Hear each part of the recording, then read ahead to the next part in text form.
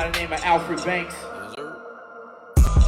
Riding around my city, bumping Tame Impala. Alfred Banks can capture a crowd. His imaginative lyricism is catchy, delivered with a beat that's both familiar and novel. I don't even need practice. What I do is different. I do have content in the music, and I'm very proud of that. It's that pride that's fueled Banks to create a voice that's unique and authentic. And I'm born and bred in this bad boy, and I think it's just time for the other side of the coin to be talked about. He knows the flack rappers sometimes get, but while the streets have informed his craft, his music pushes past expectations. I'm proud of being that kind of alternative. Like, I grew up uptown 12 Ward, like I was in the hood, but I wasn't a part of the madness.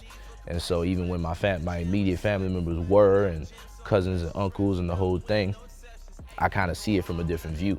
I see it from, I was amongst it, but I just didn't participate, so I can kind of give you both kind of sides of it. Banks started rapping in 2009, taking a leap many attempt but don't often accomplish. However, he's found a springboard of success through the city and its musicians. This is like, it's like a talent incubator, right? And so what I've learned in the last 2 years is collaboration is everything. His collaborations have brought him on tour with Grammy-nominated Tank of the Bangas, to Germany for a Volkswagen commercial, and across the continent. I've toured from Los Angeles, California, all the way to New York City and everywhere in between. You know, Fort Wayne, Indiana, Chicago, Miami, Dallas, Phoenix, Arizona, Scranton, Pennsylvania. Literally, if you name a place, I've probably been there. Just last month, he was on top of the Rockies, invited to the X Games to perform with saxophonist Albert Allenbach as part of his group Sax Kicks Ave. I want to jam right now. Alfred Banks, and I'm glad to be brown. And last year, he finally found himself on stage at the Fairgrounds for Jazz Fest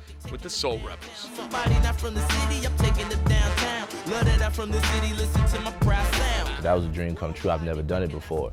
And they brought me out, man. I got to rock that big crowd, and I was like, yo, I did it. I am officially, even if after all the things I've done, I'm officially a rapper, an artist from New Orleans. That was a blessing. Now he's set to return to Jazz Fest this year with one of his biggest collaborations, Global Warming, a collective of artists, creatives, producers here in New Orleans, founded by fellow rappers Pell and Nate Cameron. They wanted to start a situation that kind of was, again, another incubator for talent for more of the, I want to say, alternative kids, because I think in hip-hop and urban music here, there's like a specific type of energy that people assume when they think of rap, right? And so we're kind of like the anti-that. Banks feels that's the sound the city needs right now, built on a tradition that isn't forgotten, just evolved. A lot of the old guard of New Orleans is being exposed to a new generation of MCs and singers and producers and DJs and artists who are doing something that they didn't even think was possible coming out of New Orleans. And we're being pretty damn successful while doing it. That reality's gonna bring you to your knees, but that's what happened when you overachieve. They call me Alfred Banks.